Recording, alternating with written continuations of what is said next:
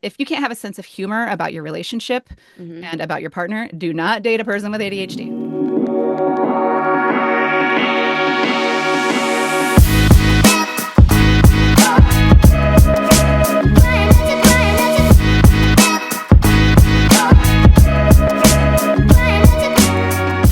This podcast is a Dear Media production.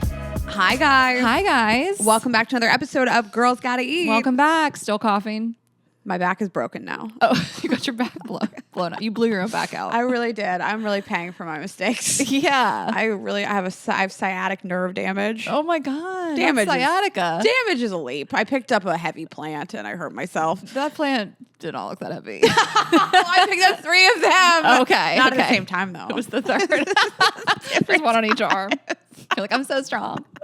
Look at me go. Yeah, I'm getting older. You gotta stretch. You do have to stretch. Well, speaking of working out and stretching, so last night I did my first 30-minute Peloton back from being sick. I've been like easing back in with 20s and 15s. I'm still I'm still coughing stuff up. Like this flu again, I really tried to I have long flu. And I started taking this class. I chose it because the playlist was second to none. Hip hop heroines. And it was just like Lil' Kim and Nicki Minaj and Salt and Peppa. Oh, this is fun. DeBrat. This is really fun. So I'm like, okay. So I start taking this class and I'm like, is this English? So You didn't recognize the songs or the songs were in English. The songs were the bangers I know and loved. The instructor. Oh, so Camilla. Camilla speaks English. So I text Taylor. I go, on the bike, I'm like, am I having a stroke? I'm stroking out. I text Taylor. I said, have you ever taken Cliff? I was like, I literally can't tell if he's speaking English. And I'm watching it. I'm like doing the class. I'm like, I'm hearing English words. And I'm like, but the rest of it sounds German. And so I'm like, I'm not okay. Something's wrong with me. And I'm like, yeah, I think I have seen German on here before. So then I really am like, have? Yeah. So, okay. So then I'm like, this class is in German. Fully, like he's saying some he is saying some words that are English. Like there are a few like workout type words that threw me because they're English words, or he's saying the name of the artist, or he's saying slang terms. Like it got me enough minutes in where I'm like, this is English and I'm just not okay. Yeah. And so finally I'm like, okay, this class is in German. I'm gonna see it through. German. I was like, I have to see this class through. You cherry picked German. I wouldn't know what German is. No, but then I had like a memory unlocked that it said German. Sometimes they say. I've never seen this. I've only seen classes in Spanish. Wait, was this class in German? Okay. Hold on. Camilla Ramon. Cliff. Oh, thank God. Cliff Dwenger. It says German. I have never seen this in my life. He's not giving German. So, Rayna, the thing that I like now is, it used to be on Peloton, you could choose like more music or more instructor. Yeah. And now it has a slider. You can really customize it. So I just turned him all the way down. I want Alex's voice all the way up. Cody all the way up. So I brought it all the way down where I could barely hear him. Yeah. No offense, Cliff. And just played my music and just watched the numbers and like I'm doing this so many times. I know what's happening and I can figure it out. And I had like a really great workout. I really pushed myself.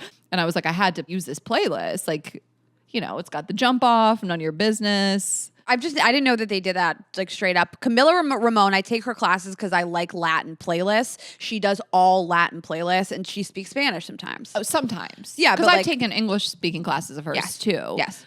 But the way German would come out of nowhere for me. But you I would be stroking. But you know me, like sometimes I'm not so good at picking up on English. Like I started watching TV with captions during Bridgerton season 1, and I was like, I know they're speaking English, but I'm having a hard time. You told me to watch Normal people try to watch that without captions. I dare you. I was able to really to manage normal people, but you told me about Dairy Girls. I was like, Rayna, I can't watch this.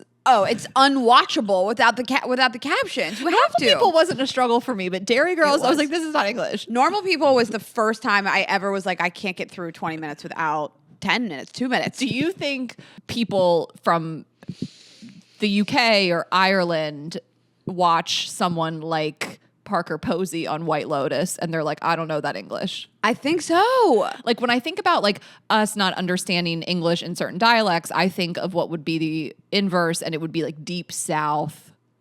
Yeah, Deep South. Sometimes I don't even understand people in Deep South. Either. Like it's a hard dialect to understand because they add 6 vowels to every single word. It's adorable. But anyway, I speak German now. I told you I went on a date with that guy who was Irish, and I understood like every other sentence, and I was already blacked out, and I was just like, I feel like I'm having a stroke. No, when we were at that bar in the Ned in London and you were like making out with someone every 20 minutes, those guys were really like Cockney accent, and it was so loud. There was a live band and we were drinking. I was like, I'm just smiling and nodding. I don't know. And they are speaking true English. Full sentences. In England. And you just have to be like, totally. We're in England. And I can't. Yeah, it's an ununderstandable accent like Parker Posey. That's a good call. Okay. Tsunami. You want to live in Taiwan? She didn't know where she was. Malarazepam. Her daughter goes, what? Now this is dated. We should have talked about it on Thursday. You want to live in Taiwan? I spit my beer out. You don't know where you are. Wait, also, do you know this? I actually should talk to your fiance about this. Your current fiance. That's it today. That's going to happen in this interview. Well, it's going to happen for the next 9 months. And then I'm going to call him your current husband for the next 30 years. He was at the previous one, but he won't be the last one. Oh, my God. Did you know that the dad in White Lotus is Lucius Malfoy? Did your fiance have to tell you that? Or did you see it on me? I wish this was on a snack, but it's fine. We'll talk about White Lotus here. I did not know who Lucius Malfoy was. And so I was seeing memes from 2 weeks ago now that said, didn't expect to see Lucius Malfoy's dick or something like that. And so I was like, okay, who was Lucius Malfoy? And I Googled it and I saw who it was. Is it Harry Potter? The way you say Lucius. Lucius? Wait, where am I getting Lucius from? Lucius, though, it sounds nice in your mouth. I think it's from Lucius. I swear to God, it's from The Best Man. It sounds nice. I like watching it come out of your mouth. It's Lucius. Yes, okay. I was thinking of Terrence Howard in The Best Man. Lucius is Terrence Howard's name in Empire, that show. Okay. So it's Lucius. Lucius. That's the white people version. You hit it hard. Yeah, that's the British. You hit those you hit them hard. So I Lucius looked it up, and then I was able to tell my current fiance about the Lucius Malfoy's dick, and he laughed. He hadn't seen the meme. And he's your Potterhead or whatever. That's the only thing we talk about. It's the only private conversations we have. You know, it's like weird to talk to your friends' partners privately. Like, if one of my friends' partners texted me, it better be because you want to propose. Like, we're not talking to each other. Yeah, no. But one time he was like, I'm going to make Rayna a playlist. I was like, the fuck you are. Yeah, I'm with you. I better be on that too. It better be called I Made This for Ashley if you're sharing it with somebody else. If one of my friends' partners reached out to me, jail. That's weird. Crazy to me. Yeah, like ew. You better be planning their birthday party or a proposal or don't talk to me. No, I think even like your ex, like didn't I put him on a show of mine, but I kept you on the text even for work reasons. What if I would have messaged him like, here's your set time? Rayna can know this. Rayna will tell you your set time. She will too. It's just none of my friends' partners do I speak to. Rayna, if we don't talk about these partners. An emergency. Speaking of partners. Actually, okay, but then I got to get right back into it, tell you this thing. Speaking of partners. Okay, thank you to Quince. Get free shipping and 365-day returns on your next order at quince.com/GGE, and BetterHelp. Get 10% off your first month at betterhelp.com/GGE. And finally, Article. Get $50 off your first purchase of $100 or more at article.com/GGE. And thank you to Boll & Branch. Get 20% off at bollandbranch.com/GGE, and Hungry Root. Get 40% off your first delivery and a free item in every box for life at hungryroot.com/GGE with code GGE. Okay, just speaking of people's partners, I have to tell you this whole thing. So last week I made this whole declaration about like making men feel needed and making people feel like I need them. And I got a lot of really nice messages like, oh my God, I'm so vulnerable. And thank you very much. Don't get used to it. You were vulnerable last week. I know I was. Well, I've got it back because some people don't deserve it. Okay. But I made this like big grandstand about like making men feel needed, and boy have I done that with other people's men this week. The amount of men, you don't even know about some of this stuff that I have used other people's husbands and fiancés for this week is crazy. That's why you've been faking this back injury. We came over, you're laying on the couch, you're like, can you help me with those boxes? I I really pulled my back out. So I started off strong on Saturday. You and Sparkle Eyes came over with your mom, who was in town, which we'll talk about. Like, we had a really special weekend. Yeah. But I was having a problem with my side view mirror, so I asked your current fiance to just pop it into place for me because he's a car guy. So while he was outside doing that, gave your mom the tour. And then when he came back in, I was like, I have this box that I can't move. Well, I saw that box. I was like, he's got to get that box. I looked at you first. I was like, am I allowed to ask him to do this? Because it's also just weird, like, use somebody else's man to do stuff. No, You're it's like, no, not. he loves to do this shit. So He I was loves like, it. great. What else can I make him do? Yeah. But that box is bigger than all three of our bodies put together. It was enormous. And I should have made Rob do it, but I didn't let him stay with me when he came here. So then the next day, I was pulling into my garage, which I can barely get into. And it was like late at night, and I must have hit one of the sensors. And there's like two sensors, obviously, that face each other so that you know if there's something blocking your garage. And it was late at night. It was like 11:30 at night. And I had bent one of the sensors, and I couldn't get it to get back in place. So I just ripped it off the wall and broke it because I was like panicking. I was alone in this alleyway where my garage is at 11:30. Oh, so you could shut your garage door. Yeah. Okay. I was just really like panicking. So I was just like, whatever. So then the next day I made our friend Rob, who has a wife, run around with me to a hardware store, hands and knees on the loves floor, to do it. drilling into the wall. And then I hurt my back. I hurt my sciatic nerve. And I was just like, maybe it's just like sometimes it just be like that. And you just got to like lay around with like a heating pad. But it has not gotten better. It's like become more painful. Really? So then I sent your brother a voice note this morning. Oh, well, he's who you have to talk to. He is like the best doctor who's not a doctor. I thought he was going to really just be like, just make sure you stretch a couple times a day and like use a heating pad. He, first of all, asks me a ton of questions. Is it localized? Is it just your butt? Is it your lower back? He was like, where do you sleep? On your front? What do you wear to bed? What are you wearing right now? And I said, What were you wearing when it happened? Can you show me how you were bending over? Show me photos. He's asking me all these questions. When this happened? How do you sleep? What do you wear to sleep? I said, I wear long pants and a long shirt. Nothing interesting to see here. He said I was kidding. I was like, I know you were kidding. He's so funny. So he started sending me paragraphs and videos. And then he does the video. I know. Of stretches. And I know. His wife was filming them. Yeah. Paragraphs. This of like stuff warms to my do. heart. I mean, could you die? How long I'm this telling is? you, like, Matt majored in health and exercise science, and he also played college football. And that's why I asked him. Right. But the way he speaks about the human body and is able to diagnose things, of course, I'm not taking anything away from doctors, whatever, but like, it's just like, it's what he should have done. And I don't know, maybe there's a world in which he goes back to school for this. Like, he should at the very least be a physical therapist. Like, he has walked me through every injury I've ever had. He's fixed it. He does the stretches. Like, when I had that issue with my back, he knew exactly what it was. Wow. And he was able to show me the stretches to do to fix it. And he was like, this is why it happens. Like, it's so crazy. And you're like, how are you not a professional in the way the language just flows out of his mouth? Like, it's it's so impressive. It's like he gets in his element. And I just think about that. I don't think it was really, he thought he was going to play football. It's really hard to do much more than play a college sport. And so sometimes I just think like, I wish he would have gotten a higher education in this, because he's like clearly so born to do it. I mean, it was Maybe he will. amazing. And I wasn't surprised because I know that he's like this, but like he had names for each stretch. He knows the whole body, yeah. He was like, don't bounce when you do it. Like, don't like lunge back and forth. Like, stay in this position for X amount of time. I mean, he really had like a whole treatment plan. I know. I really thought he was just going to be like, sometimes you hurt yourself and you got to just like be easy on your body and wait it out. Nope. Which probably a real doctor would have said. Kind of. No, it's well, I Googled it and that's what the internet said. Yeah, it's like innate. I don't know. I always say that maybe one day if he wants to go back to school or something. Late in life, PT. I Googled how do you fix know. a sciatic nerve and none of this came up. It was just like take walks and use a heating pad. And it's just like your nephews were so cute. They're like in the back of the video and he's doing stretches on the floor. It just was really nice. So I have not made any men that I'm dating feel needed. I've actually was specifically told this week that I have a problem making people feel needed. This one guy, I was like, I don't feel good. He's like, can I come take care of you? And I was like, no. Yeah, but it's like, no, not you. Well, not yet either. Yeah, no, it's just, you're not at the one. It's intimate, Rayna. Like, you would let him do the stuff around the home that you needed done, but to bring you like soup and stuff, it's intimate. So let me ask different. you. I was thinking like, okay, so we've been on 3 days.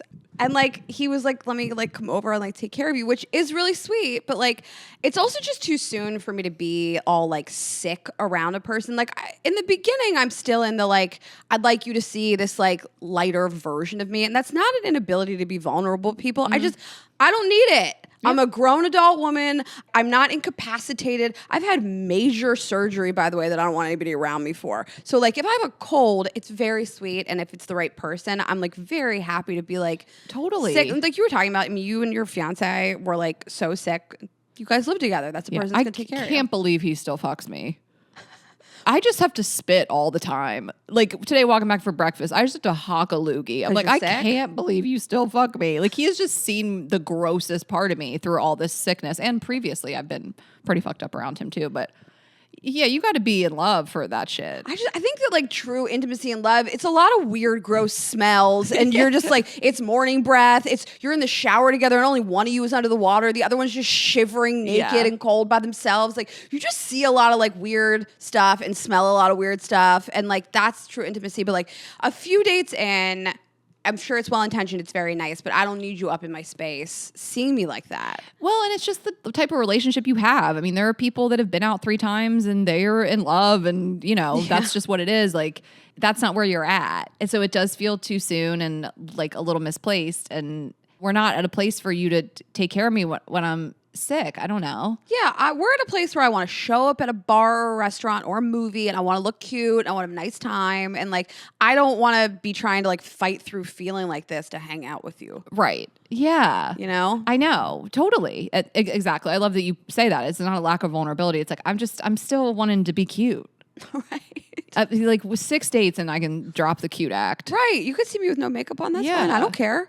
So anyways, I've really utilized all the men in your life to help me this week. Well, speaking of my family, yes, my mom was in town and it was just the best weekend. You know, I get really, like, I feel a lot of pressure when people come in town or I plan a trip to make sure everything goes right and that I plan the right things and everybody has a good time. And like, if it doesn't really work out like that, I'll be stressed about it. Like for weeks, I won't stop thinking about it. You know, like I could have done this better. I could have made sure this person had a better time, whatever. So I really feel like proud of the planning I did and like hosting her, and she loved my house and it was her first time visiting since we've lived here.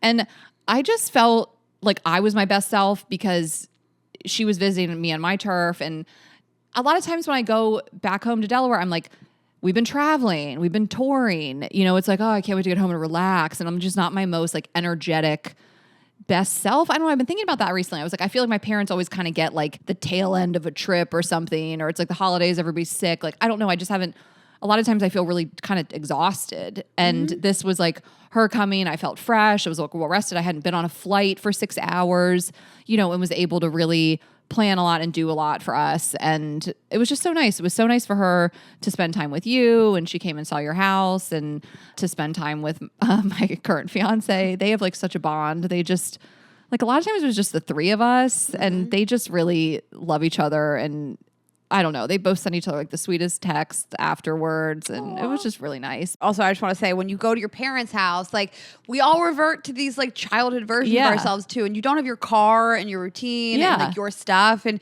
you really do get to be a better version of you when they come to you, which when is they like come to you. When? Never. I know. And the thing is like, yes, we've been here now 2 years and my family hasn't visited, and that's not because they don't want to see our lives, but like I just want to go there. I mean, I was in this long distance relationship where I was going to the East Coast. Like I want to be in Delaware, and I combine seeing my family with a place I want to be where I'm from. But yeah, so it's just like my brother and my dad probably won't come till the wedding, and that's okay. You know, getting here is tough though. Like for both of our families. Your family's just like drive over an hour to the airport. It's a really long flight. There's no direct flights from Pittsburgh, so my parents have to take like 2 flights to get here. Yes, it just felt like God. I'm like really at a 10 in terms of like my energy levels and my just mood.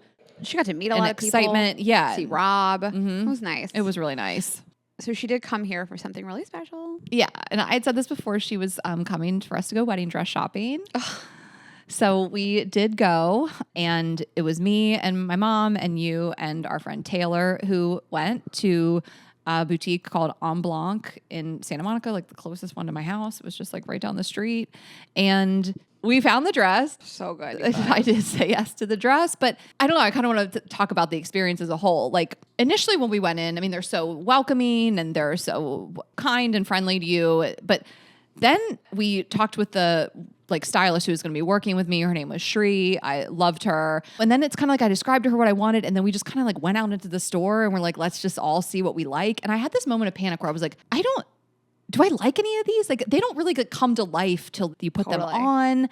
It's so hard to see on a rack. They've all been tried on. You know, they're not your size. I was just having this thing of like, what if I don't like find it? What if I don't like this? Like, what if I'm not a bride? Which who cares? Whatever. But I just was like having this feeling like I wasn't blown away or something. I was supposed to feel differently. And like, I was just deferring to you guys. Like you guys were just grabbing ones. And then she pulled a couple.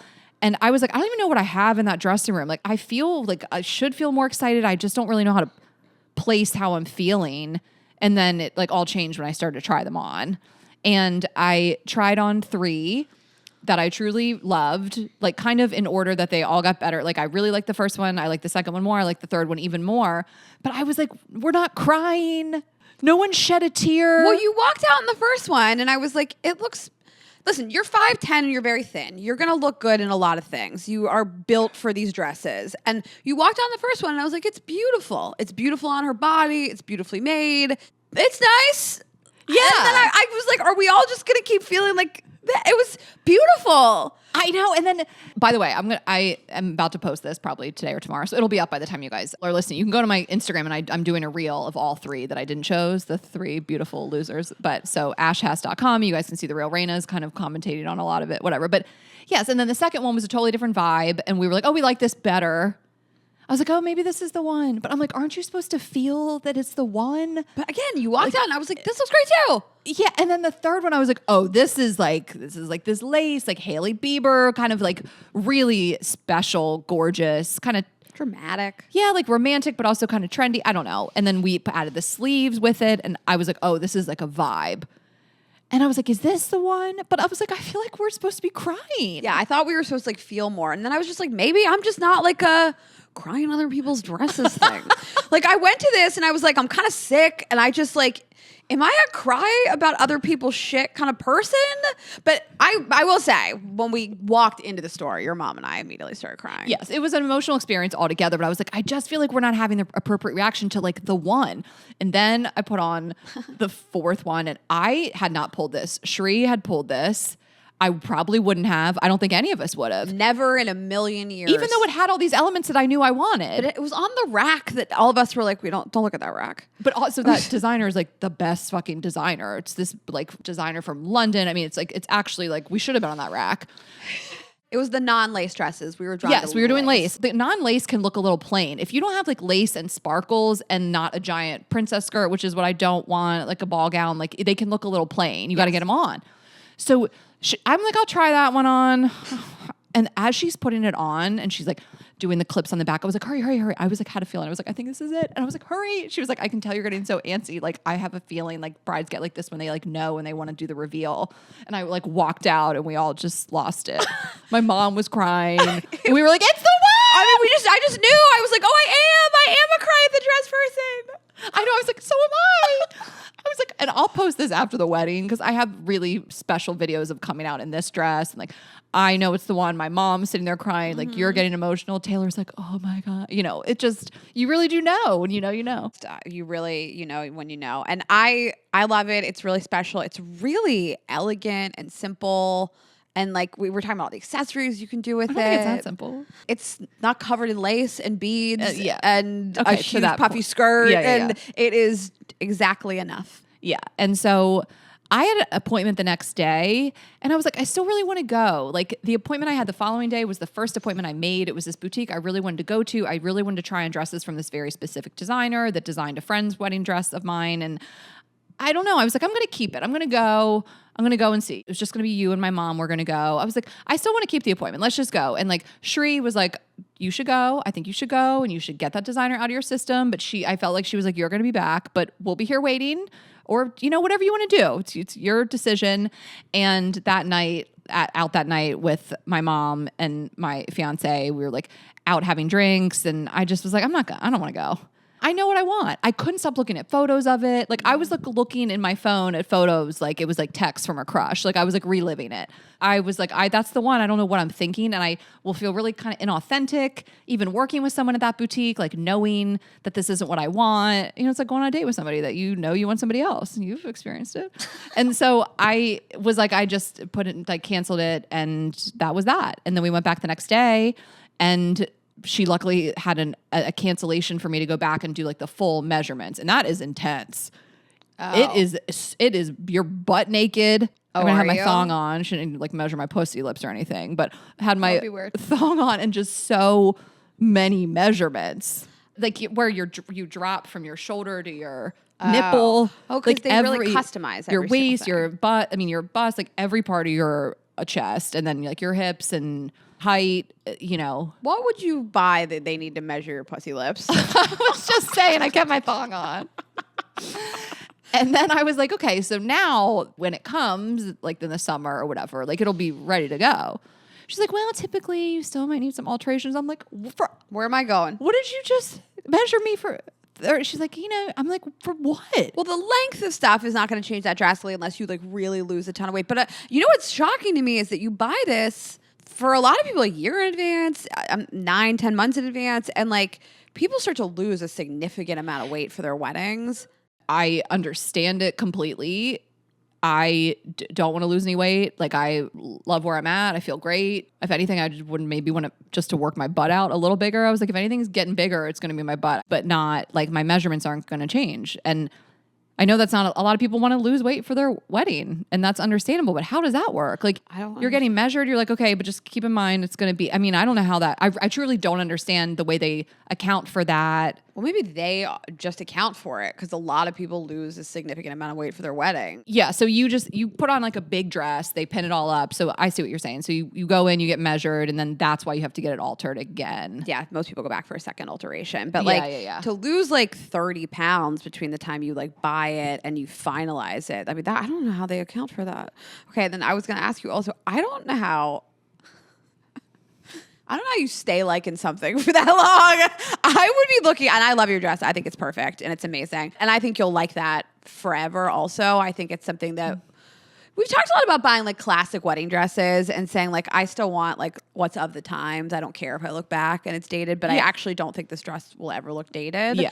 But like, it would be hard for me to sustain liking something for 9 or 10 months and being like, I don't know if I made a mistake, if there's something bad. Like, how do you stop yourself from going on websites and being like, there's other stuff out there? I know. So it hasn't been months. Obviously, it's been days. But now I have a bunch of dresses in my on my search everywhere. And then I went on the designer's website. Also, like, I'll talk about the designer later. I don't know. I just feel like if you went on there, you might be able to, it doesn't need to be some big secret. The only person I'm not showing is my fiance. I'm showing everyone else. I literally don't care. Well, I didn't show anybody until I asked you if it would be okay with you. And that's whatever you want to do. Some people would care. Some people do. I don't care. The only person I care about that big reveal is him, and everyone else can see it. I'm so excited. I want to show everybody. But I'll tell you the designer later. Not that anybody's really asking. I'm not trying to gatekeep. But yeah, it was on her site, and I'm like, oh, well, like you are questioning if you made the right choice. And then you have to remember, like, yeah, you made the right choice for you and your body and what you wanted. Like, I'm just like, all those very specific type of lace dresses, like they do look so gorgeous, but I tried them on and they weren't it. But to your point, I guess you're saying your tastes change, which is what you hope doesn't happen. I mean, your tastes can change. I think that like styles can change in general. You picked something that's going to age really well. Yeah. It's not like a crop top wedding dress. Mm-hmm. It's just, I don't know. I think I would just always be like, what if? But I'm not picking like a cover up for the beach. It's a wedding dress. Yeah. I think I'm just like, I don't know. How do you not change your mind about your partner? Like, I don't know. Like, I'm just, I'm kind of like, I love this. I committed to it. I know it's right. And this is what's going to be. I'm halfway joking, but like, couldn't you say the same about like, what if I changed my mind about the first I'm going to marry in 9 months? It happened. That happened to me. It happened to you. So I don't know. I have to remember that the way we all reacted to it, the way I felt in it, and just know that it's the one. Totally. So can't wait for you guys to see it in however many months. It's coming up. I love it. It's special. Yeah. It was interesting being in there because there was 2 other brides in there at the same time as you, and they just had like very, very different styles. One like this like hyper shiny white color, Like satiny white, which is not my style. Everybody looks beautiful, and then this other girl had this like really princessy dress. I mean, she looked like Cinderella, and they were short like me. I think I'm a little outside the norm of what people want in terms of, I think people want a big full skirt and they want to feel like a princess. I've never once said I want to feel like a princess. I know that's really what people gravitate towards because when else are you going to wear a dress like that? And I do understand it. It's fun to twirl in a big skirt. It's never what I've wanted. Like when I filled out a little questionnaire before I went to the appointment, it says like one word to describe how you want to feel on your wedding day. And like, I'm sure people write princess. What was your word? I did too. Glamorous and hot. Hot. I like that. I want to look sexy for my dad. But everyone, even the next day when I went back for measurements, is big skirt. And it's actually the one thing I can tell you, don't even show me it. I don't want it. It's not my style. And that's fine. Like, taste is so subjective, especially with this. I don't like the big skirt for one reason. That's because I've had the opportunity to perform so much, and like so much of what I wear is costumey and is like, look at her in that thing. And so like I've had so many of those moments. I think I prefer something a little more like demure is not really the right word, but the big poofy princess skirt. I'm also short. It doesn't necessarily look as good on my body. And those girls both looked really beautiful. They did. They looked great, and they will look beautiful on their wedding day. But it's not a style that I care for. Oh my God, everybody looks beautiful in the dress that they feel beautiful in. Like, everybody's beautiful. But also, it was just funny talking to the stylist. She was like, some girls want this, and they're getting married on the beach. Well, some of those dresses are so heavy. I'm just like, yeah. Do you want to be carrying this around all night? When I think about those big princess dresses on the sand. Why? Because so much sand gets up in it? Like it's so dirty? I think it's a vibe thing. Where I'm getting married is also glamorous and hot. Like, and I knew what I wanted, and I knew everything would tie in. I didn't really need to think about it. But I think you should consider where you're getting married when you think of how you're going to look. Like, of course. Think about that giant ball gown on the beach. It feels a little mismatched. Well, a friend of ours was showing me her wedding dress photos yesterday, and she got married like in the Caribbean, and she had like a beachy boho dress. Yes, like the big Cinderella gown, like on the beach in Mexico. You're wearing a hotel dress on the beach. Yeah, you're wearing an indoor dress. Indoor dress. No, whatever you want to do is fine. I mean, that's the thing. Like, do whatever. Go outside the box. Like, look crazy. That's your moment. Unquote, you should look 100%. As wild and over the top. However you want to feel, however you want to look, as slutty or as princessy as you want. That's when to do it. Yeah. It'll cost you. It is not cheap to buy a wedding dress. It's insane. Like, I not just go and Revolve. Revolve does have a line of wedding dresses now. I got served them the other day. Show me your moo-moo. Oh, they wedding dresses? Anthropologie, probably. The Gap. I was like, can I just go off the rack? I mean, anything white can be a wedding dress if you believe in yourself. Okay, let's talk about our partners, and we will get into it with Emily. I am telling you guys about Boll and Branch. I am so obsessed with these sheets. I think about it all the time when I'm just rolling around in my bed and feeling so comfortable. Like, I really thought today before I did this read how much I have to hype Boll and Branch, how much I have to tell you that you need these sheets. I'm going to look directly in the camera. These are they're second to none. Oh, it's changed my bed. I have the sheets. I have the duvet cover. Yes. We have the blankets now. Yes. I love the colors. It's really made my whole bedroom pop off. I know. When I used to do all white, I still have plenty of sets of sheets, but I'm really sticking to more of the beiges and the cream colors. And I really just, not all neutrals are created equal either. So a lot of sheets are just like, that's not the right beige. I'm going pebble. Yeah, you love the pebble. My mom just came to town and she was in the guest bedroom. We have Boll and Branch sheets in there too. And she was like, oh my God, I've never slept so well. This is just so comfortable. So we're just obsessed. I mean, their signature sheets are a perfect place to start. 100% organic cotton. These sheets feel buttery to the touch, breathable to sleep in. They get softer every wash. And you can bundle stuff as well. And they also have different fabrics. There's a percale fabric that's going to be really cool and crisp. Linen. There's even flannel. You can order swatches. You can just test out what you want because, again, you're going to be sleeping on it. It's going to be up against your body. And the sheets just wash so easily. Of course, you're never going to lose quality when you wash them, but they are going to get softer over time, which we love. And nothing compares to these. We're just so obsessed with them. And again, Rayna mentioned we both got these waffle blankets, and they're just so great just to throw over the bed. I mean, I have it on my bed, but, I'll bring it down. I'll be like, cuddling up with it on the couch, like watching Netflix or whatever. So we love the waffle blanket as well. You guys can check it out. Boll & Branch products are made different so you can sleep better at night, woven with the finest 100% organic cotton on earth, crafted by artisans who earn the pay and respect they deserve. So you guys can upgrade your sleep during Boll & Branch's annual spring event. For a limited time, get 20% off at bollandbranch.com/GGE.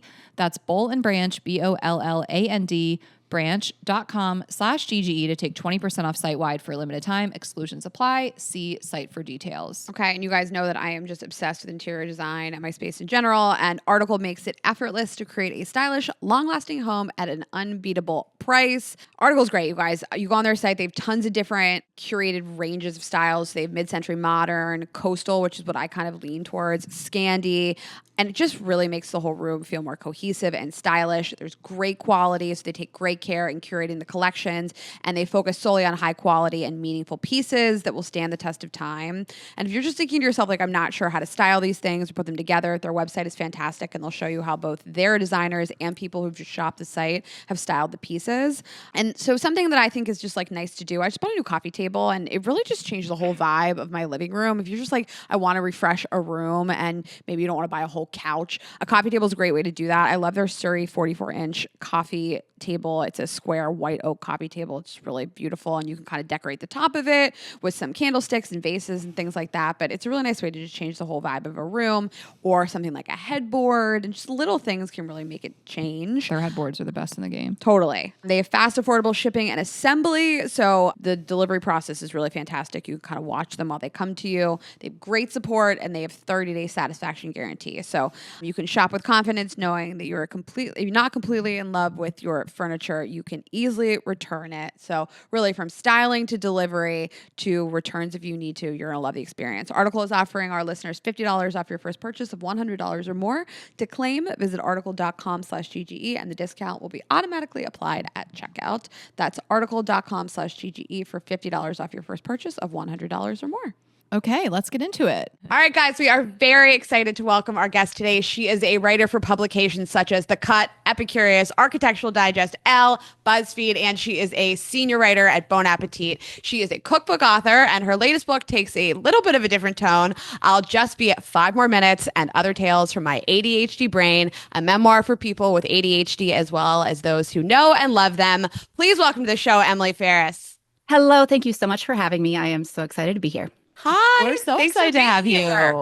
Yes, we haven't touched on this really at all. We are so excited to talk about your experiences and your journey and everything today. And you are coming to us from Kansas City, Missouri, from a closet in my child's bedroom. I used to have my own podcast studio, but I recently got a divorce, which I'm sure we will get to. Moved into an apartment, and now I'm in a closet. I'm in the closet. Well, are you from there? I am. I grew up outside of Kansas City. I touch on that in the book a little bit. Okay. It was Independence, Missouri, and at the time it was the meth capital of the world, or the country, according to Rolling Stone. What an honor. Yeah, right. And believe it or not, I actually never did meth, even though I believe it or not. Believe it or not, I have done meth. Believe it or not. I love stimulants. Turns out I need them, and it's amazing that no one ever offered me meth, because I probably would have loved it. But do they say like meth is there's similarities between meth and Adderall, correct? Yes. And so we'll actually talk about that a little bit in the introduction of the book, that there is like meth is kind of like a bootleg version of an early stimulant drug that doesn't get prescribed very much, but they're all like amphetamines. They all, give you extra dopamine and other chemical things. I'm not a doctor, but yes, there are some similarities, but I recommend going to a doctor and getting a prescription, and not going to Independence and getting meth. Exactly. Okay, we have no plans. They're not on the tour this year. We love Kansas City. When we've performed there, and St. Louis and Kansas City, we have a great fan base there. And come back, and big fans of Travis. Show. Yeah, we'll all do meth together. No. But yeah, then I moved to New York when I was 18. And then moved back to inside of Kansas City, not the methy suburb, in 2009. And I've been here ever since. So you wrote this book, and it's this great memoir. And it really, as somebody who I don't think I have ADHD, but I've dated somebody with ADHD, and it really helped me to like understand their experience in the world and sort of maybe my intolerance for certain things that I should have been kinder about. So would love to just talk about the inspiration for writing the book and just maybe start it with like your journey. I mean, even just like growing up, like, was this something like, I feel like something's off. We just kind of want to hear how you came to this diagnosis before even wanting to write about the book and create content around it. I mean, I absolutely thought something was off when I was a kid. I remember I remember going to my mom when I was really young and saying, like, there's something wrong with my brain. I think I get angrier than other kids. Like, I can't keep my backpack clean. I can't go to bed at bedtime. And like, even when I was a kid at like 10:30 at night, I would get inspired to do a project and I would want to like sponge paint my walls red or paint a piece of furniture or craft something or rearrange all the furniture in my bedroom. And, as I got older, all teenagers, I think, are awkward.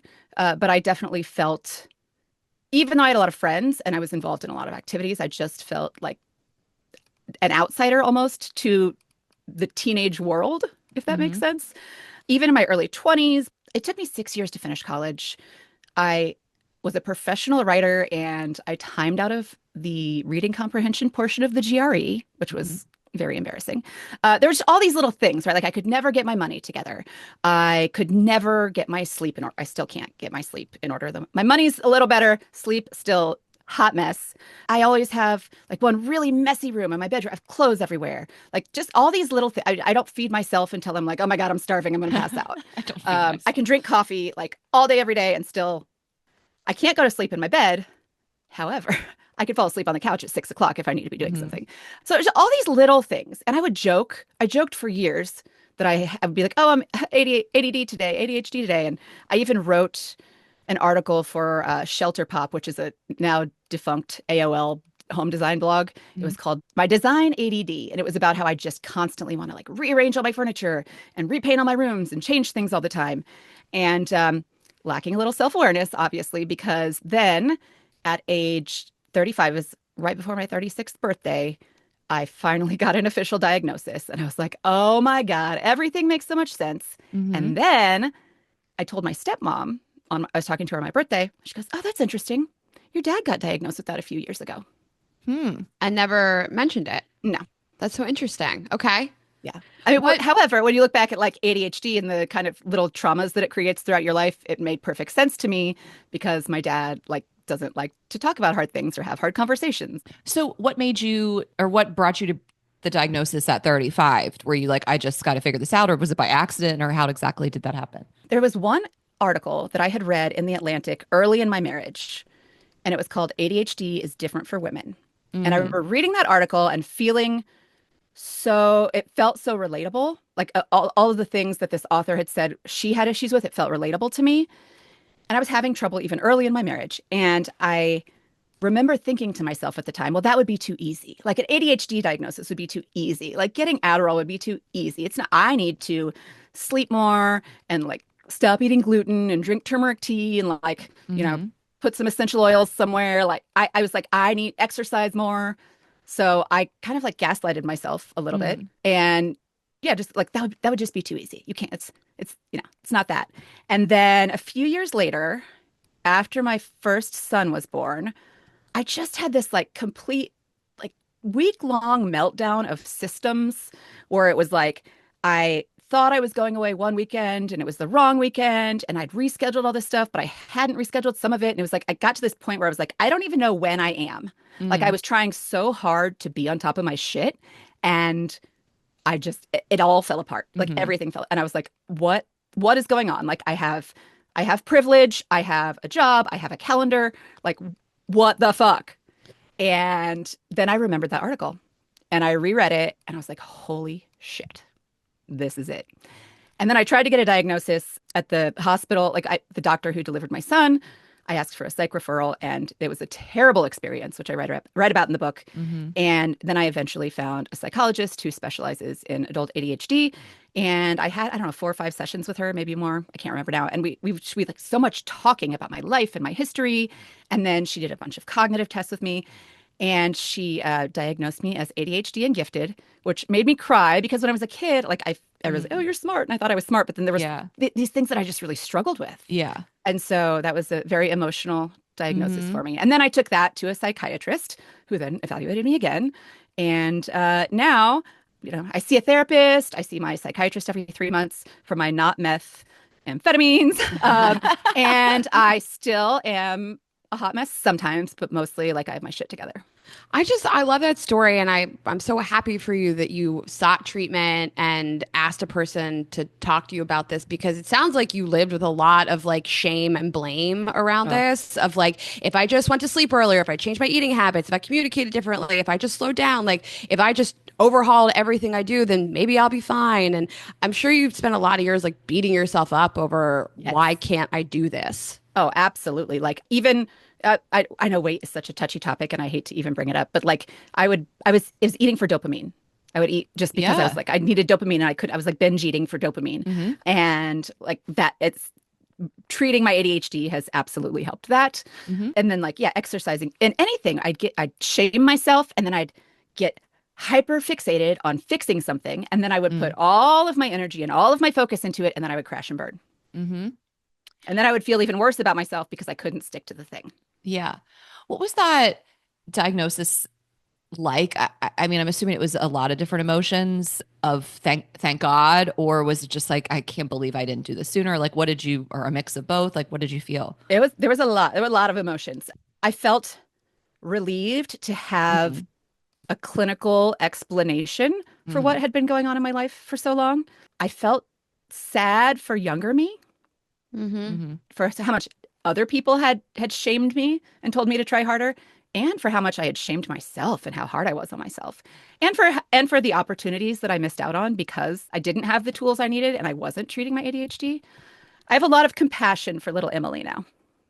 Absolutely. I wrote down this quote that you said, I exhausted myself trying to fit into a world that was not built for my brain. And was there just like always self-talk in your head? Like, why isn't this easier for me? Yeah. Like, why can't, what the fuck is wrong with me? Why can't I just go to bed? Why can't I get up? Why can't I stop overdrawing my bank account? Why can't I put away my laundry? Why can't I eat healthy food at regular meal times? Like all the time, like everything, all the time. Right, because you're smart and gifted and self-aware. So there's this struggle of like, I know what I'm doing and I can't fix it. It's like you'd almost rather just be like stupid and be like, I don't know. That's just like not have to think about. I mean, I'm also a food writer and I was working as a recipe developer for a lot of my career, and I like can't even feed myself. Right. Well, to Ashley's point, it does sound, you said I was like an overachiever and an underachiever at the same time. Like it sounds like you really were high functioning in the like professional areas of your life. Yes. And that is actually one of the reasons I think I went undiagnosed for so long. And this happens with women. So there's something called masking, and it happens with different neurodivergence and other mental health conditions, but I was masking, right? So I was putting my energy and my hyper focus into doing well at school and like being in the clubs and like being on student council and achieving things and doing not sports. Really, can't catch a ball to save my life. But school is where I felt validated. I also didn't have a great upbringing at home, so that added to it, and I touch on that in the book. But school is where I got a lot of validation, and the validation gave me dopamine, and so I kept, it was like little rewards every day. It was almost like a reward.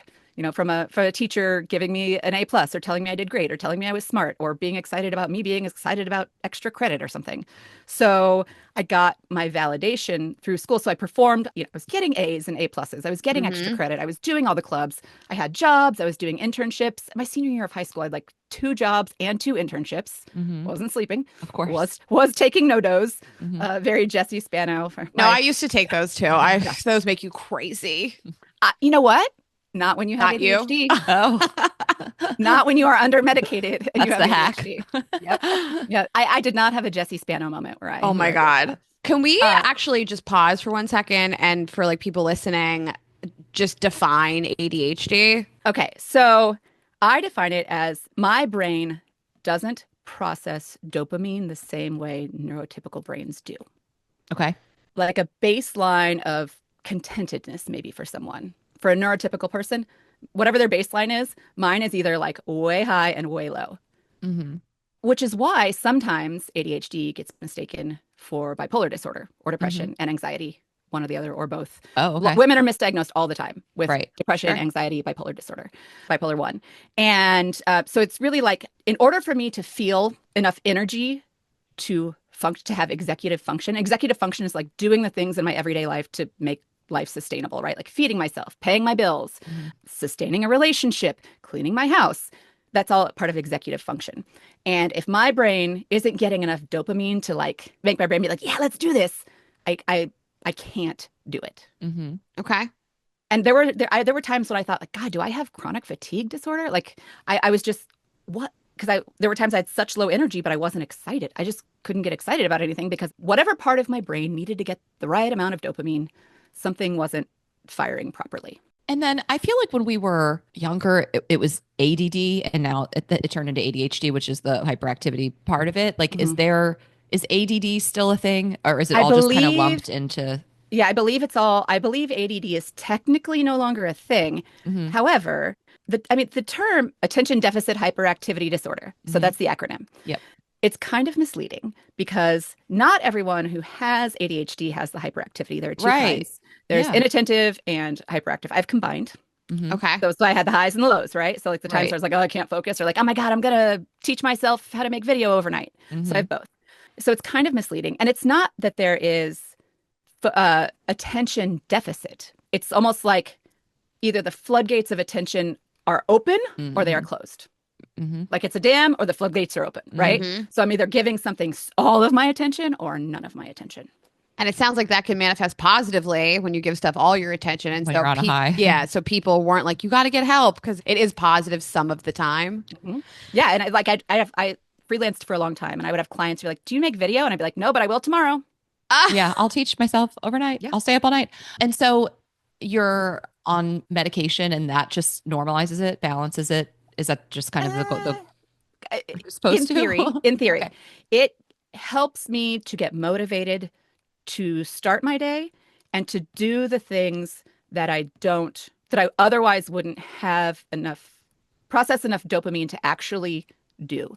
So like I'm still like really bad about doing my expense reports at work, but it helps me to like get started on something I have to write or do these little executive function things. Like I don't want to do my laundry, but I have to do the laundry. And like it's giving my brain just enough dopamine to help me feel not excited, but like motivated enough. But medication alone it's not a magic pill. For sure. And magic-ish. You list a few different symptoms. You listed out 4, and it's hard to get one pill to fix all of them. So I'll read them back to you. But it's hyperfixation, time blindness, emotional regulation, and sensory processing issues. So what for you did like the medication focus on fixing in that? I mean, the hyperfocus, really. Okay. And it's kind of, I'm doing like backwards calculation here, but I would hyperfocus on something that wasn't the thing I was supposed to be doing because that was boring to me. And so I would go and hyperfocus on something else. I still do that, but I can regulate that more. And emotional regulation, I think, is kind of part of that. It's kind of all connected. So the medication just helps me to take my hyperfocus off of the things that I want to be doing that would give me dopamine even without the medication, and focus on the things that I need to be doing. Okay. We want to talk about your marriage and divorce, but also prior to getting married, like dating, did this come into play? Oh my God. Yes. And it's coming into play now because I'm divorced and you're dating. Yeah. So just for a timeline, when did you meet your ex-husband? Early 2010. Okay. And you were I'm trying to do some math here. In Kansas City. Yeah. So but like post-college or post-college. Yes. Okay. So I graduated college in 2006 after 6 years. So and then I left New York and moved to Kansas City and met him about a year later. And in typical ADHD fashion, he moved into my apartment in 3 months. And we were married in 2 years. And it was not a great marriage. Okay. And one could say we rushed into things. Okay. And then I was married for 11 years, had 2 kids. And we tried. I've written essays about that. We tried so hard. We tried. And for a minute, I thought the ADHD diagnosis was going to fix things. And that was I was a little too over ambitious with that.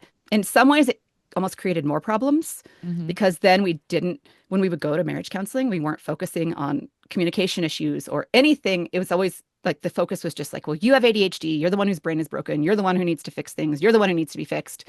And I'm over here like also doing therapy and also, dealing with my own shit and trying to, grow and heal. And then going into these marriage counseling sessions where that's also the focus. And so we weren't able to repair the marriage. Like too much damage had been done, not just because of my ADHD, but for many reasons. And no one is perfect. And we were, I think, very poorly matched, but the ADHD definitely exacerbated all of that, Yeah. So 11 years after we got married, we got divorced. And so that was at the end of 2023. So I've been officially divorced, I don't know, 9 months or something, but a year and a half out of marriage. Yeah. Well, we want to talk about a couple things, of course, like when it comes to this kind of thing. I mean, I wrote this quote. This was from one of the articles. And you just said back then we weren't thinking about attachment styles, emotional labor, postpartum anxiety, neurodivergence, career struggles, money problems, or how we might handle being confined to a modest bungalow with a preschooler and an infant for 453 days straight. We also had no idea how profoundly my hyperfocus on hobbies, house projects, and side hustles would trigger him and lay the groundwork for a lifetime of resentment. There's a lot happening there in that quote. And like you said, I mean, it just sounds like you said you rushed into things and these things weren't really considered. And it just sounds like it all maybe came crashing down. And yeah, because we thought, we were both so excited about each other in the beginning because on paper, we were such a good match. And I was like, oh, you guys are perfect for each other. We had a lot of shared interests. We liked a lot of the same music. We liked to travel for concerts and we were both food people. And there were just so many things we had in common and we focused on those things. And we didn't focus so much on our values. And I'm not saying like he's not a Trumper. And, like in general, we share like the very basic values of humanity. But as far as the way that a family unit operates, we knew we wanted kids. But we didn't ever, we talked about like private school, public school, charter school, but like we never really discussed our values in a marriage or how a family would operate or our needs for personal space and alone time, how we would spend money. The big value you should talk about ahead of time.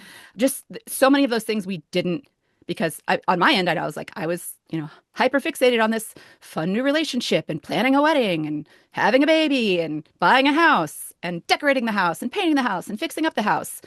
And it took us 11 years to finally be like, oh, this is not working. And it probably never really worked past that initial hyperfixation excitement stage. Yeah. I mean, whether you have ADHD or not, I think it's really relatable to meet somebody and it's fun and you share all these same hobbies and interests. I mean, I connect with people over food more than anything and it's really exciting for me and to want to like rush in and be like, I found my person. I think that that's even outside of ADHD pretty common, but I was reading about ADHD this morning and it said in romantic relationships, it does tend to make people impulsively date and it's hard to regulate your emotions. So you just go full send. I don't know if you relate to that, but I do. Like prior to meeting your ex-husband, what was dating like? Was it highs and lows across the board? It was a hot mess. It was a disaster. And I think that is probably part of the reason I rushed into that marriage because I was dating in New York. I was undiagnosed. I was in my 20s. I was drinking a lot. And I had like ADHD, undiagnosed ADHD at least, gives you like by default social anxiety. Okay. At least me and most people I know. So because you're like, I'm a little weird. I don't know what's going on. I'm a little weird. I'm a little weird. I'm direct. I don't know. I'm direct. I talk a lot. I talk too much. I overshare. People think I'm weird. And I drink too much. And then I would do that. I started online dating when I was really young. Like when it was just like the weirdos. It was actually kind of more fun back then. Also. No, the early days, like even I remember getting on Tinder. I'm like, is this legal? This is too much fun. Tinder, like early days. You were on OkCupid? I was on. Oh, you mean like OkCupid, okay. Match.com. Wait, no, wait for it. Love at AOL in the year 2000. I was like 17.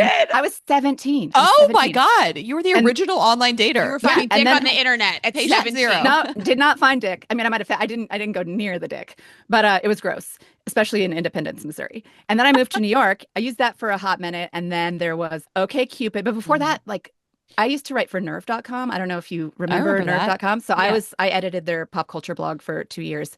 But even before that, I used their personals, and it was like the same personal system as The Onion and a few other. So I was like on websites. Got it. On actual dating websites. I mean, OkCupid felt new and fresh. Totally. By the time I left the online dating world, OkCupid was like the place to be, because Match was too like clingy, serious people who just like wanted to get married. Got a little older. Yeah. Yeah, older people. I got rejected from eHarmony. No. For being too cool and too young? I don't know. For being an atheist in Kansas City, they were just like, we have no matches for you. We can't put you in our system because there's no one who will want you. No one will want you. Wow. Thanks, eHarmony. Isn't this your job to facilitate this for You're like, not in Missouri. But I think that's also when they like weren't allowing gay people on the site. Okay. Yeah. Can we talk about the drinking? Because you talk about self-medicating in the book, and I have a friend who I think is undiagnosed with ADHD, and I know he has severe social anxiety, which causes him to overdrink. And I watch it happen, and I think like it must be hard to be in your head like that. So what is your experience like? Yeah, I mean, I started drinking when I was 14 because I wanted to feel like I could talk to people, and especially boys. And so I would go to parties and drink some pink wine coolers, and then I felt like I could relax and just like talk to people. I wasn't as self-conscious, and I just could kind of be more myself. And the more pink wine coolers I drank, the more I got a little slutty. No. I mean, this is relatable to us. Yeah, exactly.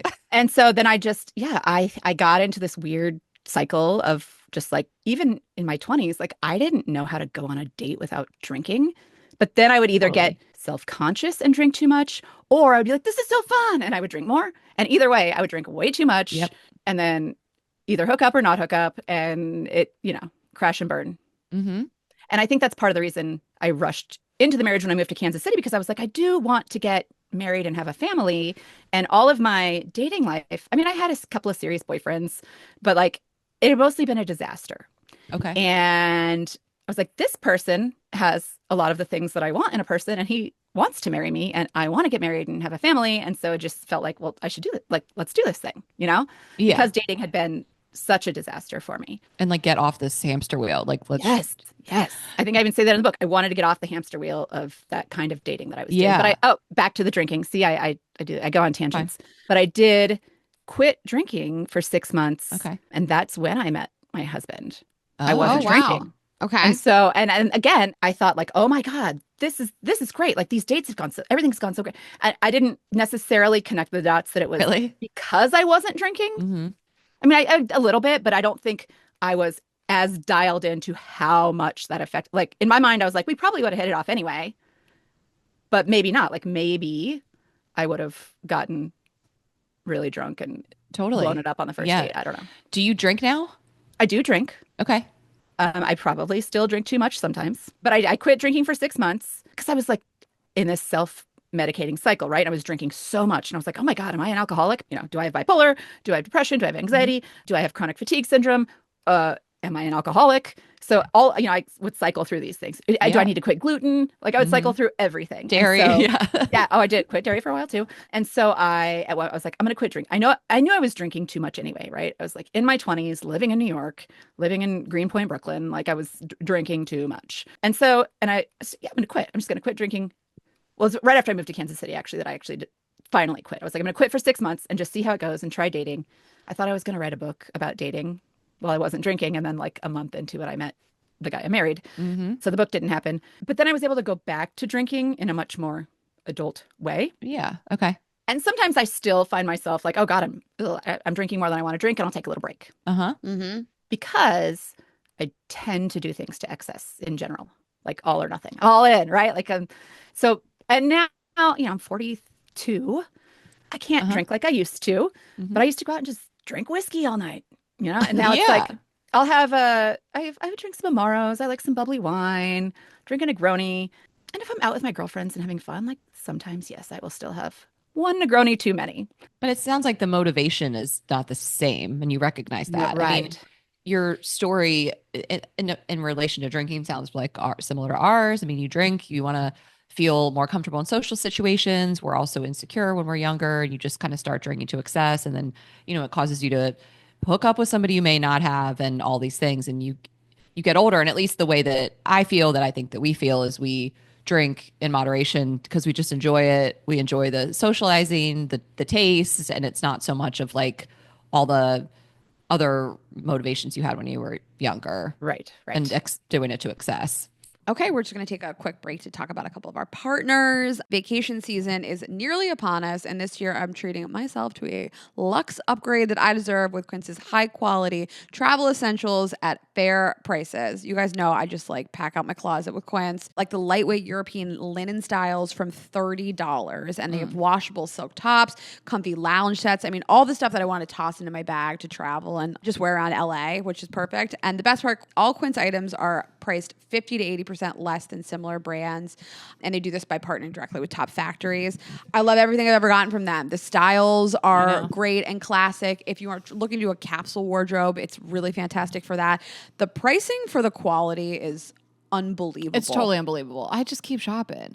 Even like the other day I was like, I just want like a kind of a cuter, just flirtier pair of like pajama shorts. Just got on there. So cute. They're like a wash silk. Their silk is amazing. It's amazing. Silk dresses for summer. It's all you need. And they wash in the washing machine. I like their purses. I like their accessories. They have engagement rings. You bought your engagement ring. Ashley's engagement ring.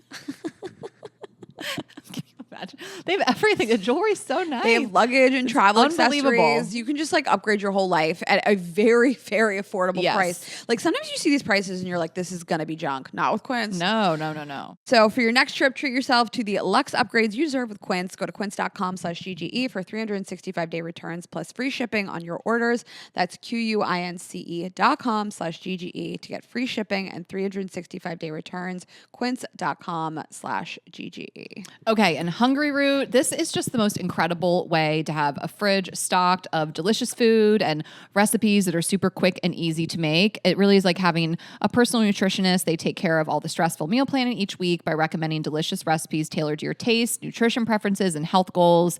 They really make it easy to eat high quality, nutritious food and achieve any diet or health goal you might have. So you're going to go on, you're going to take this fun quiz, and they're going to tell you their recommendations, but you can just shop the site. I mean, they have everything. They just have, again, a bunch of recipes that can be made in just 15 minutes or less, and they will give you all the ingredients to make those. So I'm looking right now, there's a tortellini marinara with sausage, even like breakfast, pancakes and syrup, zesty chicken couscous bowl, roasted salmon and sweet potato on Brussels, and they, again, are going to give you that recipe with all those ingredients. But you guys can check this out for everything, just your snacks and your standalone items, your condiments, and their meats and poultry and seafood is all really good, high quality. That means so much to me. Like I've used a lot of various services throughout the years, and like sometimes the meat, or the fish or the salmon, you're like, what is this? What's happening here? So I really trust them, and I love everything I've gotten for them. And this is just great. It's just going to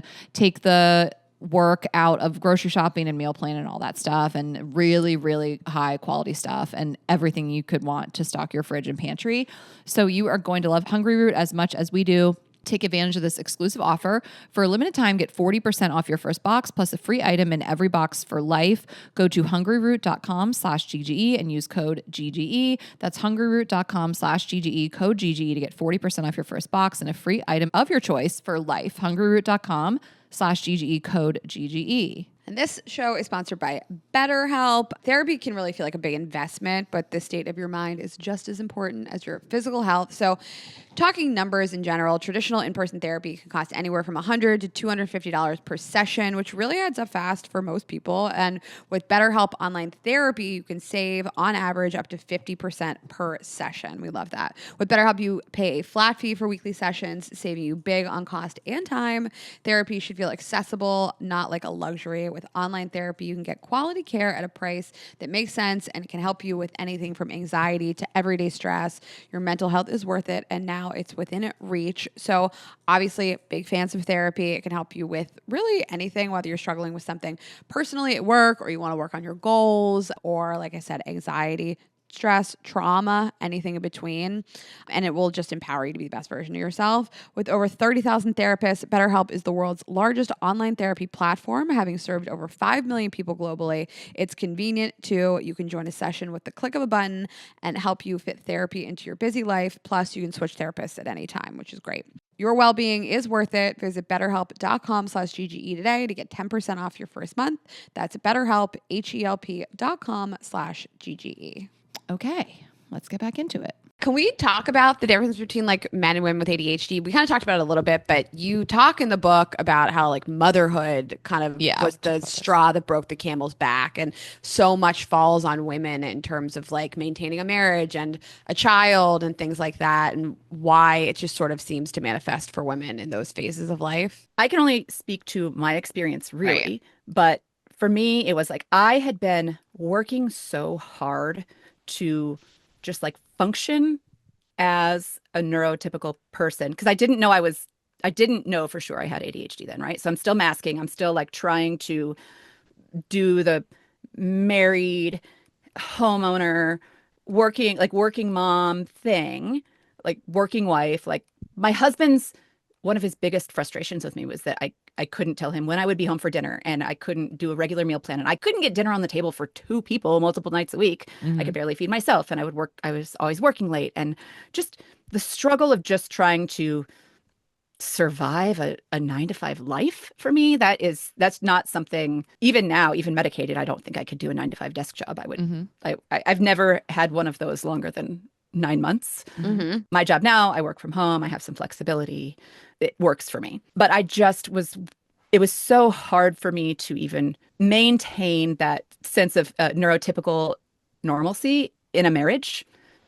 And adding a kid to the mix, I think 2 things happened. One, there were just hormonal changes in my body, right? Yeah. So I ended up having what I now recognize was some pretty severe postpartum anxiety. Sure. But it wasn't diagnosed. Right. Partially, I think, because I was masking, right? Like, so I would go to the doctor and she'd be like, how are you? I'm like, I'm fine, great, everything's great. Having some problems breastfeeding, but I'm fine. But in reality, I was like obsessing over my breast milk and logging like every single thing, like every single pump and every feed and how much, and all of his poops and all of his pees and when he woke up and when he went to sleep. And I didn't let anybody put him to bed for the first year of his life. And I'm obsessed with car seat safety. And I was just like, it was intense postpartum anxiety. And was that just purely postpartum anxiety, or was it partially my undiagnosed, untreated ADHD manifesting in response to this new life and this hormonal change? And I don't know. I think it's all kind of a spectrum and a mess anyway. So there's that. And then there's also all of the executive function that comes along with being responsible for another human's life. And then also trying to maintain a marriage and a job and work. And I just hit a goddamn wall. Yes. I cannot do all of this anymore. Oh my God. I was hanging on by a thread in the marriage. And like, if I'm doing well in my marriage, my work is suffering. And if I'm doing well at work, my marriage is suffering. And now we're adding like a whole other human who's super needy and attached to my boob. And how am I supposed to do all of this? And then I just kind of crashed and burned. That was when I had I wrote about it in the book, like this entire breakdown of just all of my life systems. Right. It's a lot for anybody. Yeah. I mean, I'm like stressed out about this. Yeah. Yeah, we're not doing that. And I do think that all mothers, or most mothers, especially working mothers, but probably most people who have babies, experience some level and some version of this if they have a partnership and a job and a child, right? And some men probably experience a lighter version, a diet version of that. It was just overwhelming.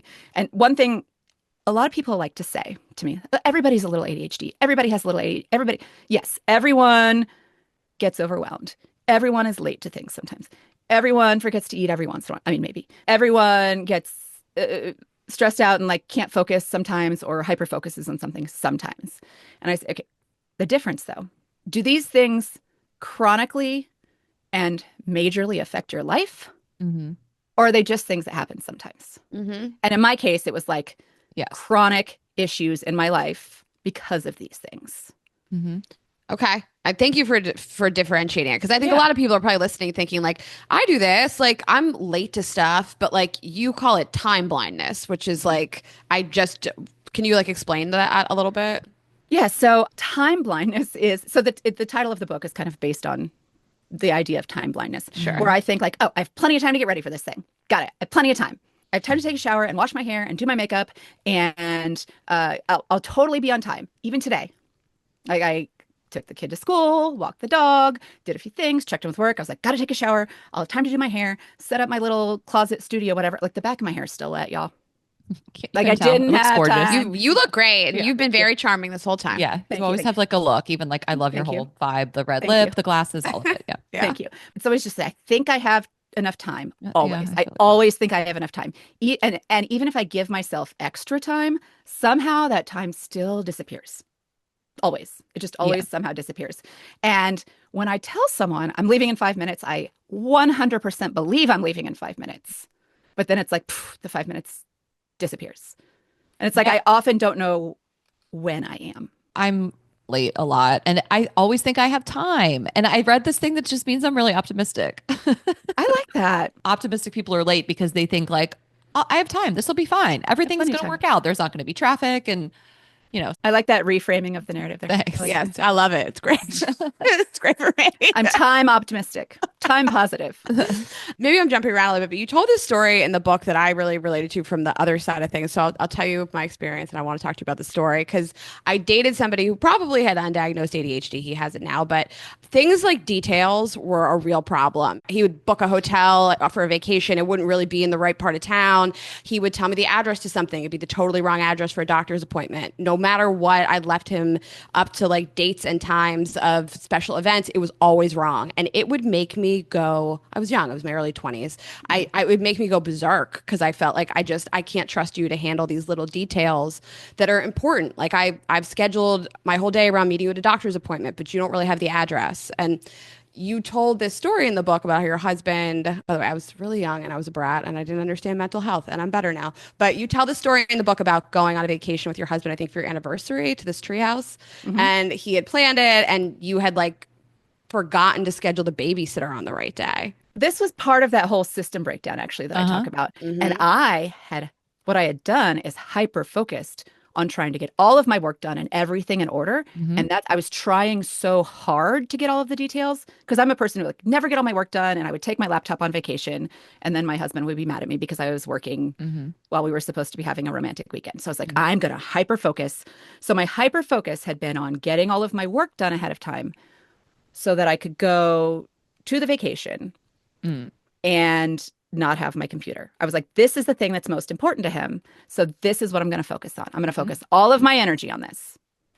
And it wasn't that I didn't care about the other details. I did. But it's that because all of my energy was focused on getting my work done, so I would not take my laptop, I fucked up everything else. It's certainly not about not caring. And I think understanding that this is how people function, it allows you to have kindness for them, that you focused on the one thing on the top of the list that was the most important, you thought. Yeah. I thought, and that's something I say to people. I often get asked now, like, what is one piece of advice you would give to someone who has an ADHD partner? And I say, do not take their ADHD personally. It is not about you. It's not that they don't care about you. It's not that they don't love you. Their brain is functioning in the way that it's trying to do its best. And sometimes that means they're going to miss details or not give you the attention you want or have split attention because they need to focus on work because they got behind at work. But it's not about you. And I think that was a big problem in my marriage, is that my husband took my ADHD so personally. Yeah, I had a partner with ADHD as well. And I like look back and some of these like huge fights, which we had a lot of issues, but some of those really big ones were, I don't know, this time he was supposed to pick me up. We were supposed to go to this friend's wedding and he thought he had enough time to go across town and pick something up and run this errand. And there was like nowhere near close enough time. It blew up the day. It blew up the wedding. Like I couldn't get past it. And so, and that was informed by previous things that had happened. But obviously, it was like taking it personally and not keeping in mind that he didn't do this as a personal attack. He thought he had enough time to go run the errand, and so it was just a lot of instances like that. And so I really appreciate that you gave that advice for anyone listening there too. And I would also say, like, don't partner with someone who has ADHD if you are a person who's like very concerned with being on time. Like if you're the kind of person who's like really mad when people are 5 minutes late. You're that kind. Do not date a person with ADHD. You're in for a world of hurt and arguments.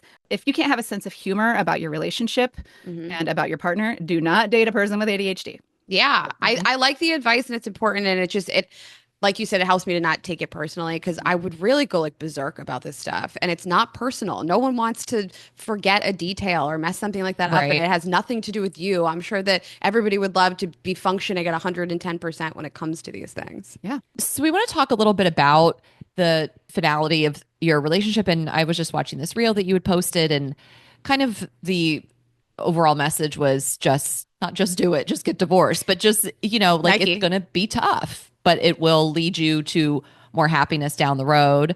And also I pulled this, I think it's a title from something that you wrote, and it says, I chose my career over my marriage because it brought me more joy.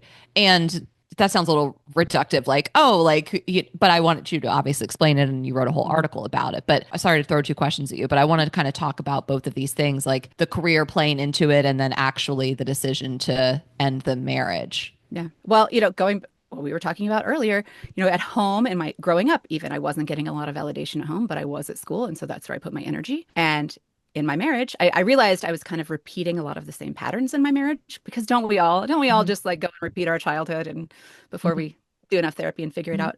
And so I was in this marriage where my husband shouldn't have had an ADHD wife. He needs a neurotypical partner, right? So he did take my ADHD personally, and he didn't have a sense of humor about my hyperfixations. Okay. And so my marriage was kind of miserable. I mean, he was always upset with me and disappointed with me and mad at me, and not that he wasn't justified sometimes. Like there were things that were legitimately frustrating that he had every right to be frustrated with.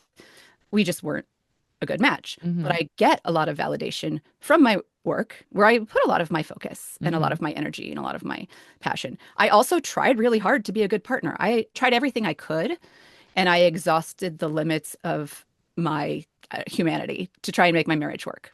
I couldn't do anything else. It sounds like it. That's when I decided, like, this isn't, I can either choose joy and my own happiness for the rest of my life, or I can struggle in this for the rest of my life. And I was in the shower crying, because that's where I would go to cry after masking. Again, going to the shower to cry. We all cry in the shower. Yeah. Didn't want my kids to see me, And I thought to myself, if I stay in this marriage, in this miserable marriage, I know for a fact that when I am old and on my deathbed, I'm going to regret it. And I also know that if I can just get through this really hard, icky part of divorcing with kids, and just divorce is hard and it's sad and there's a house to sell, I knew it was going to be messy, but I was like, I know that if I can get through this, I'm going to be so much happier on the other side. And I am so much happier. We love to hear that. Congratulations. And it sounds like you tried everything. You went to therapy, you got a diagnosis, and it's hard to feel like it's not enough for another person. And we did a lot of couples therapy. He tried too. We just, no one's the bad guy here. We just were poorly matched. I really like discussing the type of person that could be with a person with ADHD. And like, I don't obviously know your ex-husband at all, but you mentioned the sense of humor about it. And I think just hearing a little bit more about your marriage makes me understand what you mean. You just need someone that is not so tightly wound, that can laugh some of this stuff off. They can be like, oh, that's just how she's going to be. That's just how he's going to be. And that's just not everybody. And you can't make yourself be that type of person if you're not that type of person. I think about my current fiance, and I think he really... Current fiance is funny. Current. Why did I say it like that? There might be another one. Past and future. Hey, you never know. Current implies like it might go away. Yeah, he's my first fiance. This fiance. This one. Unlike the last. J-Lo. Like, exactly. My current one. Well, he's a little bit athletic. Not to be mistaken for the last three. Exactly. And he puts up with a lot with me. I mean, I am late. I can be really scattered. I always have to work on our trips. I try my best to get all my work done, but it's kind of, he just really goes with it. He makes fun of me. Like, he'll always quote me. He's like, I just have to do 30 minutes of work. I just have to do 30 minutes of work. He really rolls with the punches. I'm not diagnosing myself with ADHD, but like those qualities that would fall into that bucket, I have some. I think we all have some. And he really just is very relaxed and go with the flow. And, for those quirks that I have that, also deal with like a person that can get really hyper focused and, gifted as well. And I think I need a neurodivergent partner, probably. You think it would work better with someone? Better. Okay. Yeah. It sounds like you need somebody that has a little bit more of a sense of humor about this. And I kind of, not that I like don't, in my younger years, I definitely did. And it's hard for me, for somebody that's just like, can't really get out of the house. And like, I should have more of a sense of humor and more kindness. And I think these kind of conversations allow you to do that and allow you to see that, like, can you just reframe it as, it's kind of cute that she, like, you know, has to run back into the house to, like, fill up a water bottle, grab a sweater, and then answer an email, and then we're 15 minutes late. And talking about I had to do it. Getting my kid to preschool this morning, had to run back in twice because we forgot the extra shoes. And I was like, oh shit, I forgot the fruit snacks for the class snack. So even with my 5-year-old, I had to run back in twice. It's so funny. I didn't realize you were talking about me just then. Yeah. But like every time we're in the lounge at the airport, like we're about to leave, it's time to go. We're on a time schedule, and I just always have to do one more thing. And you've been really good. You laugh it off. I've been having a lot of sex lately, so I'm really chill about it. But I also know this about Ashley, and I know that when she says it's time to walk to the gate, what she really means is I just have to go to the bathroom, and then on the way out, I just have to fill my water bottle. Like when she says it's we were staying together in La Jolla, and I was like, "Are you ready to go?" And she was like, "I just have to answer this email. I just have to go to the bathroom. I just have to change my pants." It's all. When she sat down just to answer an email, and I thought we were on the way out the door, I was like, is this serious? We used to talk to like the customer support person at Revolve. But like, there's so many other good things about Ashley. She works really hard. She will work all night long, and you know. But some people couldn't deal. They'd be like, I can't, you know, and I've watched other couples, I guess, kind of have those things that like I just have to run back into the house. I forgot my phone. Whether, you know, I'm thinking about a girlfriend of mine, and the way her husband reacted was poorly. He was annoyed. He's resentful. You can't deal with that day to day. I mean, it's going to fracture your relationship. So, yeah. I mean, I know that going forward, like I need someone who is very secure because I am I'm doing a lot of things on my own. Someone who's really secure and has a really good sense of humor and who can go with the flow and roll with the punches. And if plans change, not take it personally and not get pissed at me and just be like, okay, well, what's the new plan? What are we going to do? Let's wing it. Oh, yeah. Like I am the kind of person who often will get derailed on a road trip. Maybe I got lost. Maybe I wanted to stop at an antique market or a thrift store or like check out a little town for something to eat, you know, I just don't, I'm like, okay, whatever. My trip's derailed by a few hours. Fine. Like, whatever. I'm going to enjoy it. I'm going to enjoy. And that's kind of the theme of the final essay in the book called The Scenic Route. But like plans change. Shit happens, right? Like, I think I got so good at rolling with the punches because I had to, because when I was younger and undiagnosed and untreated, like I just like fuck shit up all the time. So I had to roll with the punches. And so that's the kind of person I am now. Some people are just also naturally good at that. And I think I need a person like that in my next partner. And I think somebody that can just say, you know, we all have our own brand of what's annoying and hard to deal with. And you need somebody that's excited about all the other stuff and all like that you can be whimsical and you can pause and like go to some other town for 2 hours and just be like silly and spontaneous. And like, that's a great quality. And so somebody that finds it like charming that you do things like that. And my ex would never stop. He would never derail a road trip to like stop at an antique mall or a thrift store. And I should have probably not married him because of that. But I was, you know, again, I was in that hyper focus, right? Like if I will never get into a relationship with someone who refuses to do that again. There you go. That's the bar. Yeah. And so dating now, you're single, you're on the scene. What's the vibe? Oh, it's a roller coaster now. I am dating and it's not like it was when I was younger. Obviously I have a lot more self-awareness and maturity and generally drink a lot less. And I no longer am like, I want to get married and have kids. And so that's a really nice place to be where I'm like, I don't have an agenda. Yeah. And I would like to have a partner someday. I would like to have a functioning partnership that's happy with someone who does get me and appreciate the good things about me and who also can live with the more frustrating things. But dating is also a dopamine seeking activity. Okay. And I find myself repeating some patterns that I was less aware of when I was younger. Interesting. And part of it, I talk early in the book about like the shame that I sometimes felt and the awkwardness and like just the low self-esteem that I had as a young person. And I also am not great with ambiguity. So in order for me to be like, this person likes me, they need to be very explicit about the fact that they like me and they're into me. And I've been caught off guard both before marriage and after learning that like a guy friend was into me. And I just like, I didn't pick up on it. I did not get it. I totally missed all the signals because they weren't explicit with me about the fact that they were into me. And so I tend to date men who are very clear that they are very into me and that they're like excited to date me. Mm-hmm. And that is also generally like the beginning of a dumpster fire because those, right? Because the person who's like, I don't even want to call it love bombing because I feel like love bombing is this like intentional weird thing. Mm-hmm. But like people who like too much too soon, too strong. Because I do that too. And I can't, because it's so fun and exciting, like I can't resist it and I get caught up in it and I'm hyper focused on it. And it's like, I've had a few of these now where it's like, oh, he really likes me. I really like him. We're just going to like, and it's like, in my brain, I'm like, Emily, you are the woman in the horror movie running up the stairs while a guy is chasing you with an axe. Mm-hmm. Why are you running up the stairs? Like, get the hell out of the house. So and I know it's happening. I know it's happening, but I still do it. So if you have that confusion or that ambiguity, does that make you spiral? I mean, do you really need it to kind of stay more balanced? If I don't feel like the person is, and some of this also probably comes from having a marriage where I felt like my spouse just didn't like me, mm-hmm. and I don't think he did. Mm-hmm. Like if I don't feel like this person is like excited and eager to see me and wants to see me and wants to date me, I'm just like, psh. It used to be I would spiral, even like leaving my marriage and be like, what's going on? Like I would feel anxious, and I recently decided like I don't have time for that. I don't want to feel that way. I don't deserve to feel that way. I don't need to feel that way.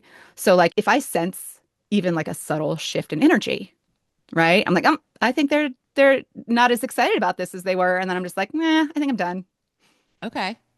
Like I'm not gonna let myself get anxious about it. Mm-hmm. And so there are these patterns, I think, that are repeating, and it makes dating very fun and also a bit of a challenge.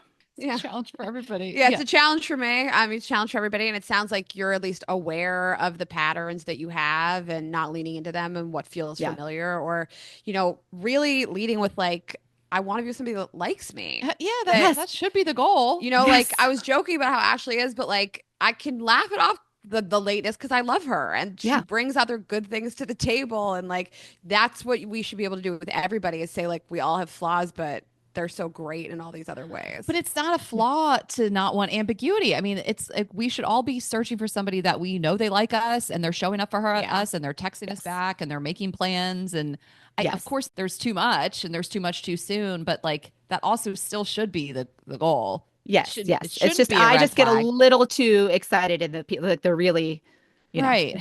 A little too much too soon feels really fun and exciting. And Okay. I now kind of see what you're finding the issue to be is like the dopamine seeking. So, but it's not a bad thing. I know it's hard for me. It's hard for me to find the balance because I really get excited when somebody wants to text me and see me and they make plans and they're intentional. And I feel the tiniest energy shift and I'm just like, well, I'm out.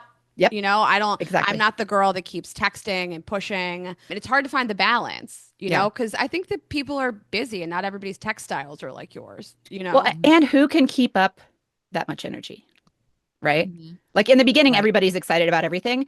However, when you have ADHD and you hyperfocus and like you put it's multiplied, it's magnified. So think of that early dating excitement. When you have ADHD, it's magnified. I luckily have gotten to a point where I have enough self-awareness about it that I can turn off the emotional part and just be like, I'm having a lot of fun with this right now. And I'm going to like suck all the fun out of this that I possibly can without getting emotionally attached. Okay, good. Yeah. But then I think, is that preventing me from building a relationship? I don't know. It's all hard, Yeah. But it's fun and hopefully you enjoy the journey a little bit. And I'm having so much fun. Oh, well, like even though dating is frustrating, like I am having so much fun. In Kansas City. Yeah. Yeah. Shockingly. Shockingly. Exactly. Yeah. Though every time something blows up, I'm like, something just blew up yesterday. But every time something blows up, I'm just like, oh God, like, am I going to find somebody who I have like such good banter with, who's smart in Kansas City, who's like single and in his 40s? Like, I don't know if that person exists, but you know what? No, I love this. Somebody always shows up. I think you're going to get them. And this divorce guys, I love them. Someone else has trained them. They don't have all the terrible habits of a man who's never been married. You're going to get them on the second round. But you don't want a freshly divorced man. Stay far away from freshly divorced. You can't be the first person post-divorce. We're looking at 18 months after divorce. At least a couple other people under his belt that he's dated. You got to see how like clean he can keep his home without a wife. Totally.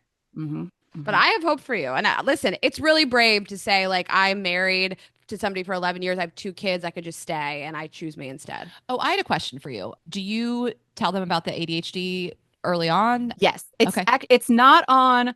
Well, all my dating profiles are paused right now because it's same people over and over, I'm bored. The dopamine's gone there for now. I need to give it a break. But on my Hinge profile, it says dating me is like, it's one of the prompts. And I say having 75 tabs open. And I feel like other neurodivergent people know exactly what that means. It's your coded language. Absolutely. And so, but I also like hide my identity on my Hinge. My name is just M and I say I'm a writer because there is so much about me that you can just Google and find all of these essays I wrote about my divorce in my book. Wow. I wouldn't want someone who I hadn't gone out with yet to find that information. And so I don't disclose that before a date, but I always do on the first date because I'm an oversharer and I can't help but it's part of your personality. It's like why would you not open with it? But I'm not ashamed of my ADHD and I don't think it's anything to be ashamed of. I just don't put it on my dating profiles, though there's that 75 tabs thing. And then I'm always very forthcoming with it. Have you gotten on Field? No, but I heard you talking about it. Was it earlier this week? I just think you should. I can't recommend it enough. I've never been on it, but Rayna's just been having such a good time. But here's what I was thinking. It sounded amazing. Mm-hmm. It sounds amazing. Hearing you talk about it, I'm tempted. However, I believe, and maybe I'll just get on and lurk. But I feel like it's going to be a very different experience in Kansas City than it is in LA. I mean, everybody in LA is like a little, like when I was in New York, everybody's a little bit of a freak, a little bit normal. Yeah, whatever. You really could find some people who have some bodies in their basement in Kansas City. The people that it's not a very big city. I had no idea how many of my friends were in open marriages until I got back on online dating. Oh my God! Or who are looking for a third. That's crazy. And I'm just like, whoop, nope.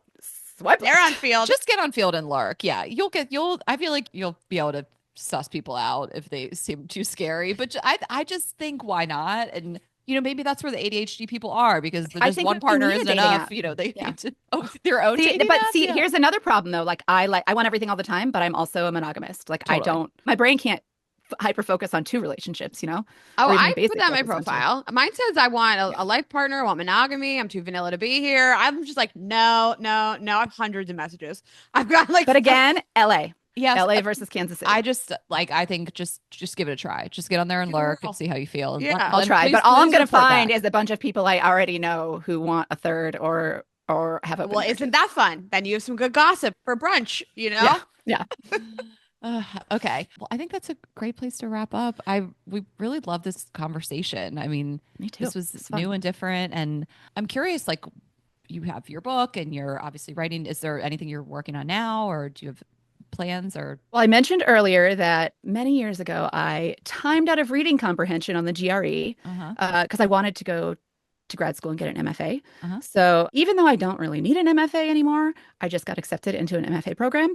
So I'm going to, thank you. I'm going to take a few years. I'm going to do an extended version and take my time so I can still work. And I have an idea for another book, but I'm going to. Love it. Yeah. I don't want to say it out loud and then I'm going to feel the pressure to do it. And then I'm going to lose my excitement for it and then not do it. So, well, when it's locked in, let us know. Send us the book. And your Instagram is great and you're really open about your divorce and your relationship and you have a Substack people can subscribe to, I think. And yes, I'm very, very overdue in sending it, but I am that Emily Farris all over the internet and it's Farris is Farris and I have Substack, website, Instagram, all over. Perfect. And your book is available anywhere that you can buy books? Anywhere you can buy books. I recommend buying it. I like independent bookstores. Totally. That's true. Yeah. Okay. It's called I'll Just Be 5 More Minutes. It's full of just anecdotes and stories and it's really just raw and honest and it's an easy read for neurodivergent people because it's there are a few longer essays, but it's a lot of really short essays and quick reads. Okay. Well, thank you so much again. And we love talking to you and you guys follow her everywhere, get the book, do all the things. Yeah. Thank you so much just for your openness and honesty. This is really great. Thank you. This was so fun. Thanks. Bye. Well, we hope you guys enjoyed this episode and you can find us at girlsgottaeat.com. We are Girls Gotta Eat Podcast on Instagram and TikTok. I am ashhess.com and on social, Rayna is Rayna.Greenberg. Subscribe on YouTube, share this episode with a friend, and we will see you Thursday. Have a good week, guys. Bye.